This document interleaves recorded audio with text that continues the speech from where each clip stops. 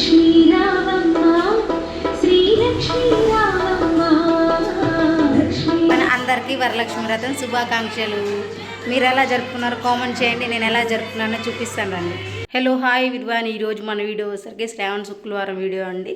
రెండో శుక్రవారం అందరూ వరలక్ష్మి వ్రతం చేసుకుంటారు కదా. ఇంకా నేను మార్నింగే టైం చూస్తున్నానండి. చూడండి 5:30 అవుతుంది. లేచేసాను, ఇంకా ఇంట్లో పనులు మొత్తం చేసుకోవాలి. 5:30కి ఇల్లంతా క్లీన్ చేశాను. ఇంకా ఇప్పుడు తలంటు స్నానం చేశాను. ఇంకా పొంగల్ చేస్తాను. ఏం చేస్తానో చూపిస్తాను రండి. ఇదైతే పులిహోరకు పెట్టేశాను. ఇదైతే శనగలు ఉడకపెడుతున్నానండి. వరలక్ష్మి వ్రతం అంటే ఫస్ట్ శనగలు కదా. ఇంకా శనగలు నైటే నానపెట్టాను కాబట్టి త్వరగానే కుక్ అవుతాయి. ఇంకా పొంగల్ చేస్తే సరిపోతుంది.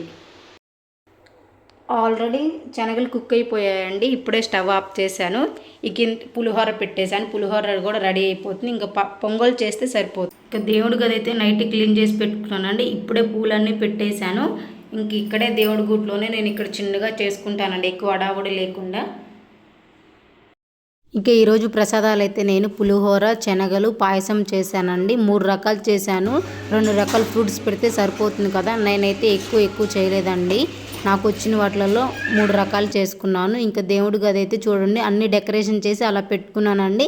ఇంకా మంచిగా శారీ కట్టుకొని పూజ చేసుకోవటమేనండి. నాకు వచ్చినట్టు సింపుల్గా హడావుడి లేకుండా చేసుకున్నాను. మీరు ఎలా చేసుకున్నారో కూడా నాకు చెప్పండి. నా పూజ గది ఎలాగుంది, డెకరేషన్ ఎలాగుంది కూడా చెప్పండి. ఉన్న దాంట్లో తృప్తిగా చేసుకోవాలండి, ఎక్కువ హడావుడి లేకుండా.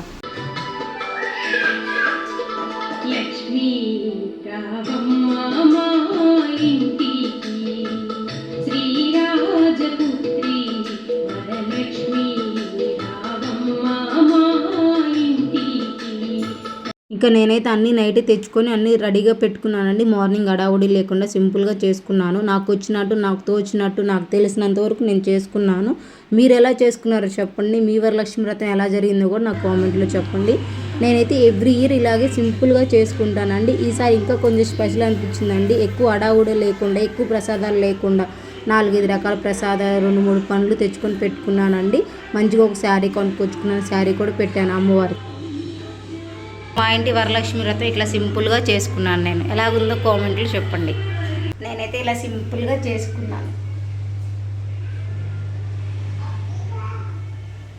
హాయ్ విరువన్, అందరికీ వరలక్ష్మి వ్రతం శుభాకాంక్షలు. మీరు ఎలా జరుపుకున్నారో కామెంట్ చేయండి.